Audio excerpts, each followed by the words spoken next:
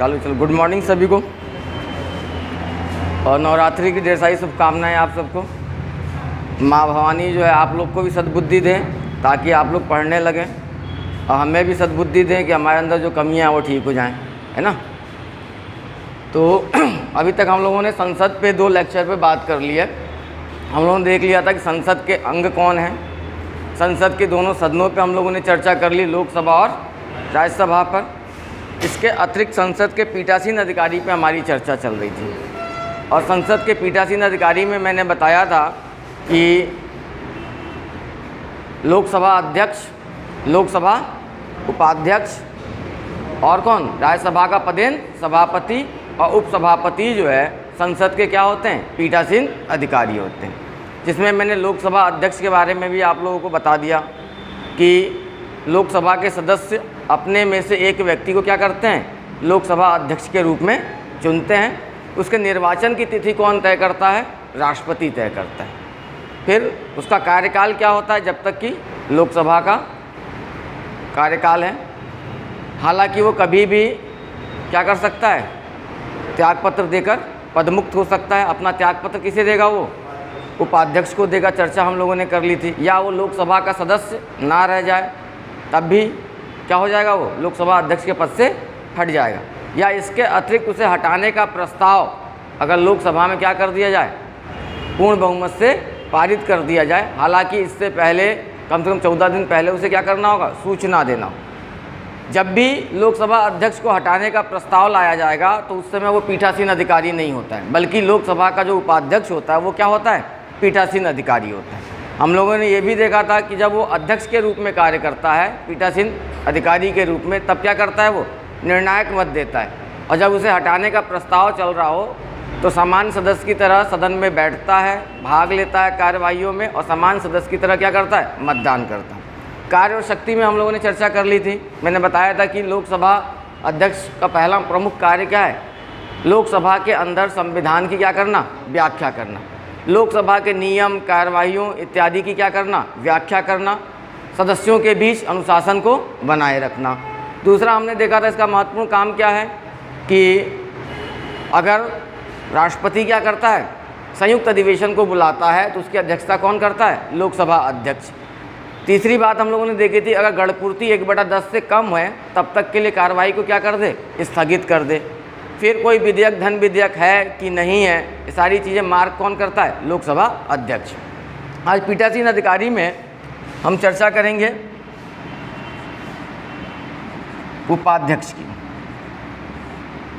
इसके अतिरिक्त हम बात करेंगे प्रोटेम स्पीकर की, राज्यसभा के पदेन सभापति की और उपसभापति की बात करेंगे। तो उपाध्यक्ष की अगर हम बात करें तो मैंने बताया था कि लोकसभा अध्यक्ष के निर्वाचन की तिथि कौन तय करता है, राष्ट्रपति तय करता है। उसी तरीके से लोकसभा का जो उपाध्यक्ष होगा उसके निर्वाचन की तिथि कौन तय करेगा, लोकसभा अध्यक्ष करेगा। कौन करेगा बेटा, लोकसभा अध्यक्ष। ये दोनों चीज़ें आप ध्यान में रखना। और लोकसभा के जो सदस्य हैं वो अपने में से एक व्यक्ति को क्या करेंगे, उपाध्यक्ष के रूप में चुन लेंगे। ठीक, इसका भी कार्यकाल अगर देखा जाए तो जब तक कि लोकसभा का क्या है, कार्यकाल है, तब तक ये क्या है, इसका कार्यकाल होगा।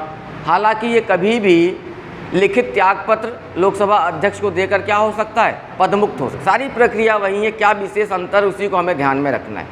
तीसरी चीज़, अगर ये लोकसभा का सदस्य ना रह जाए तो भी उपाध्यक्ष का पद क्या हो जाएगा, रिक्त हो जाएगा। क्या हो जाएगा, रिक्त। इसके काम क्या है, इसका सबसे प्रमुख काम क्या है कि अगर लोकसभा अध्यक्ष का पद क्या है, रिक्त है, या किसी कारणवश वो अपने कर्तव्यों का निर्वहन करने में क्या है, असमर्थ है, तो उन परिस्थितियों में उपाध्यक्ष क्या करता है, लोकसभा अध्यक्ष के कर्तव्यों का निर्वहन करता है।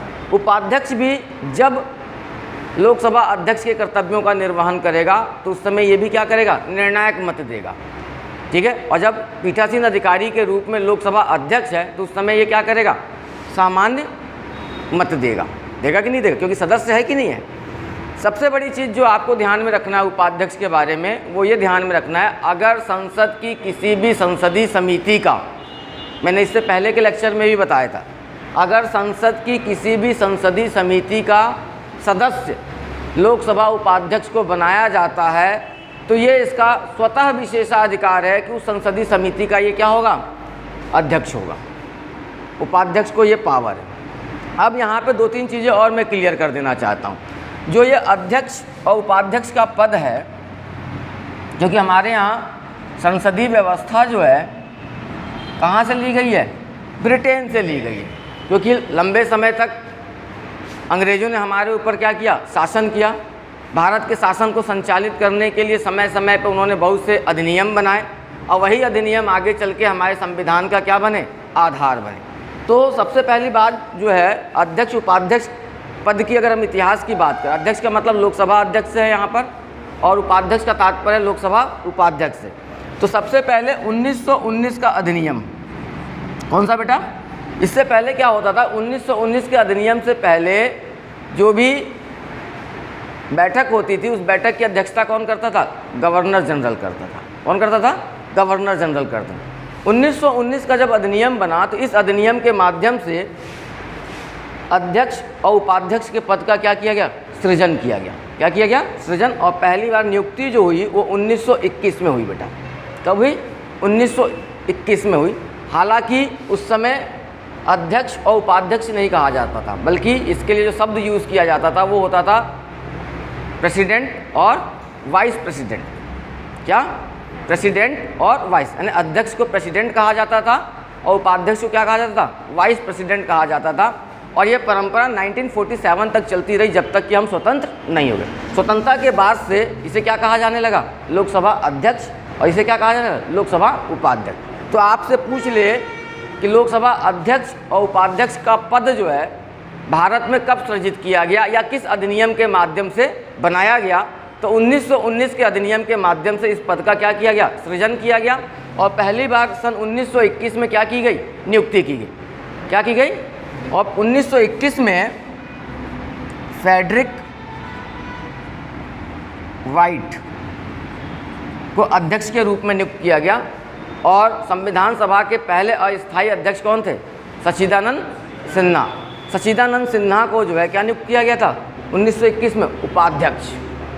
ठीक है, तो आपसे पूछ ले कि 1921 में 1919 के अधिनियम के माध्यम से पहली बार केंद्रीय विधान परिषद का अध्यक्ष किसे नियुक्त किया गया था, फ्रेडरिक वाइट को, और उपाध्यक्ष किसे नियुक्त किया गया था, सच्चिदानंद सिन्हा को।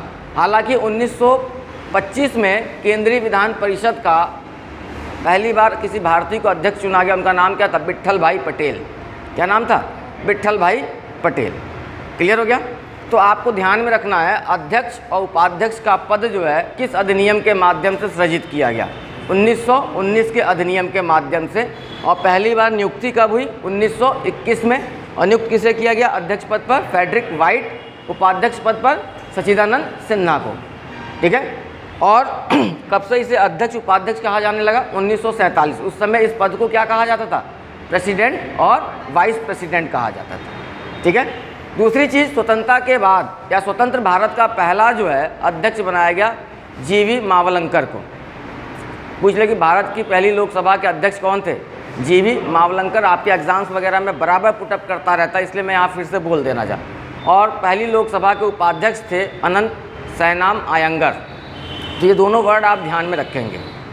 ठीक है। पहली लोकसभा के अध्यक्ष कौन थे, जीवी मावलंकर, जो बड़े लंबे समय तक निर्विवाद रूप से जो है अध्यक्ष पद को उन्होंने सुशोभित किया। और पहले उपाध्यक्ष थे अनंत सैनाम आयंगर। क्लियर होगी बात। इसके अतिरिक्त आज जो चर्चा होने वाली है वो होने वाली है प्रोटेम स्पीकर। किसकी बेटा, प्रोटेम स्पीकर। इसको सामयिक अध्यक्ष भी कहा जाता है। प्रोटेम स्पीकर का मतलब है अल्पकालीन समय के लिए या कुछ निर्धारित समय के लिए लोकसभा की क्या करना, अध्यक्षता करना।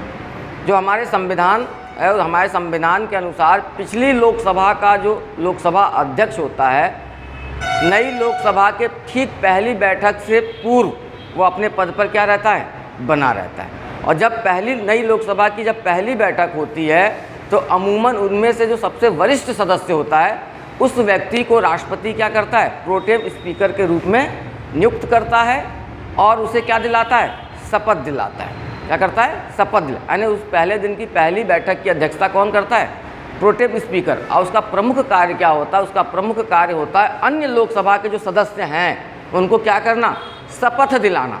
इसलिए मैंने कहा था कि लोकसभा के सदस्यों को शपथ कौन दिलाता है, राष्ट्रपति या राष्ट्रपति द्वारा नामित व्यक्ति के समक्ष। तो जो प्रोटेम स्पीकर होता है वो क्या करता है, लोकसभा के अन्य सदस्यों को शपथ दिलाता है और साथ ही साथ लोकसभा के सदस्यों को सहयोग करता है कि वो अपने में से किसी एक व्यक्ति को क्या कर लें, लोकसभा अध्यक्ष के रूप में चुन लें। और जब लोकसभा के सदस्य अपने में से एक व्यक्ति को लोकसभा अध्यक्ष के रूप में क्या कर लेते हैं, चुन लेते हैं, तब स्वतः जो है प्रोटेम स्पीकर का पद क्या हो जाता है, समाप्त हो जाता है और बैठक की अध्यक्षता कौन प्रारंभ कर देता है, लोकसभा अध्यक्ष।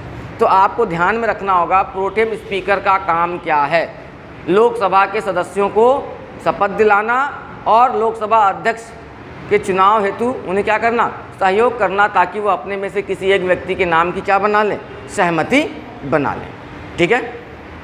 दूसरी चीज़, इसी पे सभापति पे भी चर्चा करना है और उपसभापति पर भी चर्चा करना है। सभापति के लिए मैंने पहले ही बताया था कि राज्यसभा के पीठासीन अधिकारी को हम क्या कहते हैं, सभापति। क्या कहते हैं, सभापति कहते हैं। और हम लोगों ने देखा था कि भारत का जो भी उपराष्ट्रपति होगा वह स्वतः राज्यसभा का क्या होगा, पदेन सभापति होगा। क्या होगा, पदेन सभापति होगा। अगर देखा जाए तो जो राज्यसभा का जो पदेन सभापति है उसकी कार्य व शक्तियाँ बिल्कुल लोकसभा अध्यक्ष की तरह है। यानी लोकसभा के संदर्भ में जो काम कौन करता है, लोकसभा अध्यक्ष करता है, वही काम कौन करता है, पदेन सभापति भी किसके संदर्भ में करता है, राज्यसभा के संदर्भ में करता है। लेकिन दो मामलों में इसकी शक्तियां जो हैं लोकसभा अध्यक्ष से क्या है, कम है। सारा काम जितना भी आपने देखा पूरा का पूरा काम हो, यानी ये भी जो है राज्यसभा के अंदर संविधान का क्या होगा, अंतिम व्याख्याकार होगा। राज्यसभा की कार्यवाही को कैसे संचालित किया जाएगा, नियमों इत्यादि की क्या करेगा, व्याख्या करेगा। अगर राज्यसभा की गणपूर्ति 1/10 से कम है तो तब तक कार्यवाही को स्थगित कर देगा जब तक कि गणपूर्ति पूरी ना हो जाए। ठीक है ना। शक्ति किस मामले में कम है, यानी कि जब भी किसी साधारण विधेयक पर लोकसभा और राज्यसभा के बीच में मतभेद उत्पन्न होता है तो उस परिस्थिति में उस गतिरोध को दूर करने के लिए राष्ट्रपति क्या करता है, संयुक्त अधिवेशन बुलाता है और उस संयुक्त अधिवेशन की अध्यक्षता कौन करता है, लोकसभा अध्यक्ष। तो इस मामले में इसकी शक्ति कम है, किसकी, राज्यसभा के पदेन सभापति की। दूसरी मैंने बताया था कि कोई विधेयक धन विधेयक है कि नहीं, ये तय कौन करता है, लोकसभा अध्यक्ष। यही दो शक्तियां, दो पावर ऐसे हैं जो लोकसभा अध्यक्ष के राज्यसभा के पदेन सभापति से क्या है, ज़्यादा है। अगर इसके कार्यकाल की बात करें तो इसके कार्यकाल की क्या है, सबसे बड़ी बात तो हमें ध्यान में रखना है, जब ये सभापति के रूप में कार्य करेगा तो ये भी क्या करेगा, निर्णायक मत देगा। क्या करेगा, निर्णायक मत देगा।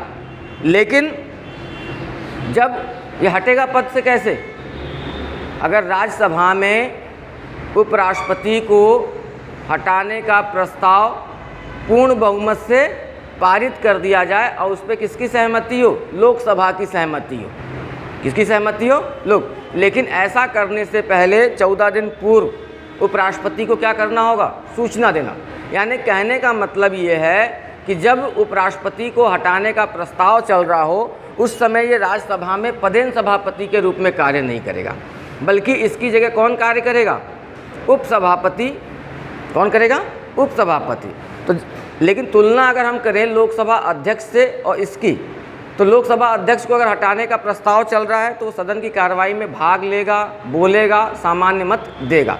लेकिन ये सदन की कार्रवाई में भाग लेगा, बोलेगा, लेकिन सामान्य मत नहीं देगा। क्यों? क्योंकि जो सभापति होता है ये राज्यसभा का सदस्य नहीं होता है ना। ये केवल क्या देगा, निर्णायक मत देगा जब भी पीठासीन अधिकारी के रूप में कार्य करेगा। ठीक है। दूसरी उपसभापति की बात करें तो राज्यसभा के सदस्य जो है अपने में से एक व्यक्ति को क्या करते हैं, उपसभापति के रूप में चुनते हैं। उसका काम क्या है कि यदि किसी कारणवश सभापति का पद रिक्त है या सभापति अपने कर्तव्यों का निर्वहन करने में क्या है, असमर्थ है, तो उन परिस्थितियों में राज्यसभा का उपसभापति क्या करेगा, सभापति के रूप में कार्य। और जब भी ये सभापति के रूप में कार्य करेगा उपसभापति, तो ये भी क्या करेगा, निर्णायक मत देगा। क्या करेगा, निर्णायक मत देगा। या इसे हटाने का प्रस्ताव चल रहा हो किसे, उपसभापति को, तो ये सदन में क्या करेगा, सामान्य सदस्य के रूप में बैठेगा और ये क्या करेगा, सामान्य मत देगा उपसभापति, क्योंकि उपसभापति किसका सदस्य है, राज्यसभा का सदस्य। यानी सामान्य मत देने का पावर जो है किसके पास नहीं है, केवल और केवल राज्यसभा के सभापति। चाहे वो लोकसभा अध्यक्ष हो, चाहे लोकसभा का उपाध्यक्ष हो, चाहे राज्यसभा का उपसभापति हो, ये तीनों जो है अपने अपने सदनों के क्या होते हैं, सदस्य होते हैं। और जब भी इनको हटाने का प्रस्ताव चलेगा तो ये सदन में सामान्य सदस्य के रूप में बैठेंगे और सामान्य मत देंगे। बात क्लियर हो गई। इसके अतिरिक्त आज जो है हम लोग चर्चा करेंगे, किसी कोई क्वेश्चन पूछना है यहाँ पर, नहीं ना?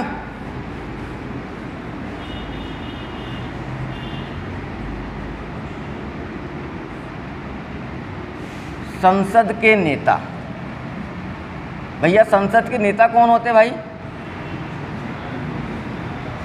बताओ बेटा। आपसे पूछ ले कि संसद के नेता के अंतर्गत या संसद के नेता से क्या अभिप्राय है। खाना खा के आई हो ना, क्यों, नवरात्र इसलिए?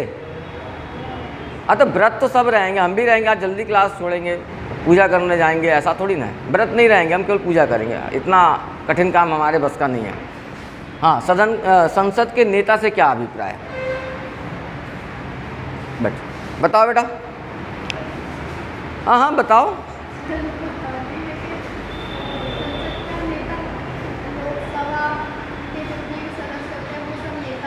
लोकसभा के जितने भी सदस्य होते हैं सब नेता होते हैं। और क्या, सब नेता तो होते ही है भैया, तभी तो जाते हैं चुनकर वहाँ पर। मेरा कहने का मतलब संसद के नेता से क्या अभिप्राय है, बैठो वो बताएगा। नेता आदमी पीछे बैठा हुआ। मैंने पूछा कि संसद के नेता से क्या अभिप्राय है। हाँ, क्या समझते हो? हाँ, वेरी गुड, मैं यही पूछा। संसद के, बैठो सही कह रहे हो, नेता से अभिप्राय है। इसमें हम तीन लोगों की चर्चा करेंगे। एक होता है सदन का नेता, एक होता है विपक्ष का नेता, और एक होता है सचेतक। सचेतक यानी विहिप, जो एक राजनीतिक दल अपना हर सदन में एक सचेतक नियुक्त करता है। वो अपने सदस्यों को दिशा निर्देश देता रहता है किन मुद्दे पे सरकार को घेरना है, किन मुद्दे पे सरकार को क्या करना है, समर्थन करना है। उस पर भी चर्चा करेंगे। तो संसद के नेता से अभिप्राय है सदन का नेता और विपक्ष का नेता। संसद के दो सदन होते हैं, सबको क्लियर हो चुका है, एक लोकसभा और राज्यसभा। लोकसभा में भी सदन का एक नेता होता है, राज्यसभा में भी सदन का एक नेता होता है। लोकसभा में भी एक विपक्ष का नेता होता है और राज्यसभा में भी एक विपक्ष का नेता होता है। अमूमन सदन के नेता से अभिप्राय जो होता है लोकसभा के संदर्भ में प्रधानमंत्री। इससे सदन के नेता से अभिप्राय है लोकसभा के संदर्भ में कौन, प्रधानमंत्री। अगर मान लो अभी देख रहे हैं कि अभी माननीय प्रधानमंत्री जो है लोकसभा के ही सदस्य हैं, बनारस से हैं, ठीक है, तो सदन के क्या हैं, वो नेता है। सपोज दैट यही मोदी जी लोकसभा के सदस्य ना होकर किसके सदस्य होते, राज्यसभा के सदस्य होते और प्रधानमंत्री के रूप में होते, तो उस परिस्थिति में वो क्या कर सकते थे, या तो स्वयं को सदन का नेता लोकसभा में घोषित कर सकते थे या लोकसभा के किसी व्यक्ति को क्या करते, सदन का नेता बना देते। लेकिन सदन का नेता से अभिप्राय प्रधानमंत्री से ही होता है। किससे होता है, प्रधानमंत्री। और प्रधानमंत्री ही राज्यसभा में भी अपनी पार्टी के किसी नेता को क्या करते हैं, सदन के नेता के रूप में नियुक्त करते हैं। ठीक है, तो आपसे कहीं एग्ज़ाम में क्वेश्चन पुटअप कर ले कि भारतीय संवैधानिक व्यवस्था के अनुसार सदन के नेता से क्या अभिप्राय है, बहुत से ऑप्शन बनाएंगे वहाँ पर, लेकिन आपको ध्यान में रखना है कि सदन के नेता से अभिप्राय जो है किससे, प्रधानमंत्री से। किससे है, प्रधानमंत्री से। दूसरा होता है विपक्ष का नेता, बहुत इम्पोर्टेंट है। विपक्ष का नेता यानी कि जो लोकसभा में एक तो सत्ताधारी दल है, इसके अतिरिक्त जो दूसरी सबसे बड़ी राजनीतिक पार्टी होगी जिसके पास कम से कम सदन का 1/10 सदस्य होगा। कितना, सदन का 1/10 सदस्य होगा। उस राजनीतिक दल के किसी सदस्य को क्या बनाया जाता है, विपक्ष का नेता। यानी विपक्ष का नेता बनने के लिए विपक्षी पार्टी के पास उस सदन की कितनी संख्या होनी चाहिए, कम से कम 1/10। यानी लोकसभा में कितने हैं, 545। अगर जिस राजनीतिक दल के पास विपक्ष में 55 सदस्य होंगे, उसी दल का व्यक्ति क्या बनेगा, विपक्ष का नेता। पिछली बार आपने देखा था कि कांग्रेस के पास विपक्ष भी नहीं रह गया था मोदी जी की उसमें, है कि नहीं। ये मानक है, विपक्ष के नेता की मान्यता प्राप्त करने के लिए कम से कम कितनी सदस्य संख्या होनी चाहिए, 1/10। ये ध्यान में आप रख लो अच्छे से, ठीक है। तो जिस राजनीतिक दल के पास विपक्ष में उस सदन का 1/10 सदस्य संख्या होती है, उस राजनीतिक दल के किसी एक व्यक्ति को क्या बनाया जाता है, विपक्ष का नेता बनाया जाता है। क्या बनाया जाता है, विपक्ष का नेता। और विपक्ष का नेता एक महत्वपूर्ण पद है, और ये पद इसलिए बनाया गया है ताकि सरकार की गलत नीतियों की क्या करे, वो समय समय पे आलोचना करे, सरकार को क्या करे, घेरे। अगर विपक्ष नहीं रहेगा तो सरकारें क्या हो जाएंगी, निरंकुश हो जाएंगी, वो कुछ भी करेंगी, कोई उनकी नीतियों पे क्या है, कोई उंगली उठाने वाला नहीं होगा। इसलिए विपक्ष के नेता की बहुत बड़ी भूमिका होती है। जो विपक्ष का नेता होता है, इसका पद जो है कैबिनेट मंत्री के समतुल्य होता है। किसके समतुल्य होता है, यानी सत्ता पक्ष में जितने भी कैबिनेट मंत्री हैं उनके समतुल्य जो है विपक्ष के नेता का पद होता है। ये कई बार एग्जाम में क्वेश्चन पूछा है कि विपक्ष के नेता का पद किसके समतुल्य होता है, कैबिनेट मंत्री के समतुल्य होता है। जैसे कि अभी हम देख सकते हैं कि उत्तर प्रदेश विधानसभा में विपक्ष के नेता कौन है, अखिलेश जी हैं। तो अखिलेश जी का पद जो है विपक्ष के नेता, वो क्या है, कैबिनेट मंत्री के समतुल्य। यानी कि योगी जी के मंत्रिमंडल में जितने भी कैबिनेट स्तर के मंत्री होंगे उनके समतुल्य उनका क्या है, पद। और ये प्रश्न कई बार पूछ रहा है, लगातार पूछ रहा है कि विपक्ष के नेता का पद किसके समतुल्य होता है, कैबिनेट मंत्री के समतुल्य होता है, ठीक है। दूसरी चीज़, जो विपक्ष का नेता जो होता है, भारत के संदर्भ में पहली बार इसको मान्यता मिली 1977 में। कब मिली, यानी 1977 से पहले एक तरफा राज हुआ करता था, किसका, कांग्रेस का। तो विपक्ष का कोई मतलब नहीं रह जाता था। तो पहली बार विपक्ष के नेता के रूप में 1977 में मान्यता मिली। दूसरी चीज़, 10वीं लोकसभा से पूर्व, इसको अच्छे से समझ लेना, सदन का नेता या विपक्ष का नेता, ये सब जो होता था, सॉरी एक प्रश्न दिमाग से निकल रहा था, मैं लोकसभा अध्यक्ष उपाध्यक्ष के संदर्भ में बोलना चाह रहा हूँ, ठीक है ना। यहाँ पे विपक्ष के नेता की बात नहीं कर रहा। विपक्ष का नेता का क्लियर हो गया। मैंने अभी बताया कि इसका पद किसके समतुल्य होता है, कैबिनेट मंत्री के समतुल्य होता है। और सदन के अंदर जिस राजनीतिक दल के पास, सत्ताधारी दल के जो विपरीत है, 1/10 सदस्य संख्या, उसी दल का व्यक्ति क्या बनता है, विपक्ष का नेता बनता है। इसका काम क्या है, समय समय पर सरकार की नीतियों की क्या करना, आलोचना करना, सरकार से क्या उसकी गलत नीतियों पर प्रश्न करना, सरकार की जवाबदेहिता तैयार करना। अगर कोई जवाबदेहिता नहीं रहेगी तो कोई भी सरकार क्या हो जाएगी, निरंकुश हो जाएगी। क्या हो जाएगी, निरंकुश है। और इस पद को, विपक्ष के नेता को मान्यता कब मिली भारत में, सन 1977 में। एक मिस्टेक हुई है, मिस्टेक नहीं हुई है, डाटा छूट रहा था। जो लोकसभा अध्यक्ष और उपाध्यक्ष की हम बात कर रहे थे, इससे पहले यानी 10वीं लोकसभा तक जो लोकसभा का अध्यक्ष और उपाध्यक्ष जो होता था, अमूमन वो सत्ताधारी दल का ही व्यक्ति होता था। यानी जो जिसकी सत्ता होती थी उसी का कौन होता था, लोकसभा अध्यक्ष भी बनता था, उसी का कौन बनता था, उपाध्यक्ष भी बनता था। लेकिन 11वीं लोकसभा से, कब से बेटा, 11वीं लोकसभा से, इस डाटा को आप अच्छे से ध्यान में रखना, 11वीं लोकसभा से अमूमन ये परंपरा पड़ गई कि लोकसभा अध्यक्ष जो होगा वो कहाँ से होगा, सत्ताधारी दल से होगा। कहाँ से होगा, सत्ताधारी दल से होगा। और लोकसभा का उपाध्यक्ष जो होगा वो कहाँ से होगा, विपक्ष से होगा। आज ये परंपरा कायम है। तो आपसे कभी पूछ लें कि लोकसभा का उपाध्यक्ष कहाँ से होता है, विपक्ष से होता है, और अध्यक्ष कहाँ से होता है, सत्ताधारी दल। और ये परंपरा कब से पड़ गई है, 11वीं लोकसभा से पड़ गई है। क्लियर होगी बात। तो आज हम लोगों ने चर्चा कर ली किस किस की, लोकसभा उपाध्यक्ष की। लोकसभा उपाध्यक्ष में ध्यान में रखना उसकी निर्वाचन की तिथि कौन तय करेगा, लोकसभा अध्यक्ष। और उसका सबसे बड़ा विशेषाधिकार आपको ध्यान में रखना, किसी भी संसदीय समिति में उसे सदस्य के रूप में नियुक्त किया जाता है तो उस संसदीय समिति का स्वतः वो क्या होगा, अध्यक्ष होगा। प्रोटेम स्पीकर को मैंने बताया, प्रोटेम स्पीकर को शपथ कौन दिलाता है, राष्ट्रपति। उसका काम क्या है, लोकसभा के अन्य सदस्यों को शपथ दिलाना और सदस्यों को सहयोग करना कि वो अपने में से किसी एक व्यक्ति को क्या कर लें, अध्यक्ष चुन लें। और जैसे ही अध्यक्ष चुन लिया जाएगा वैसे ही प्रोटेम स्पीकर का कार्यकाल क्या हो जाएगा, समाप्त हो जाएगा।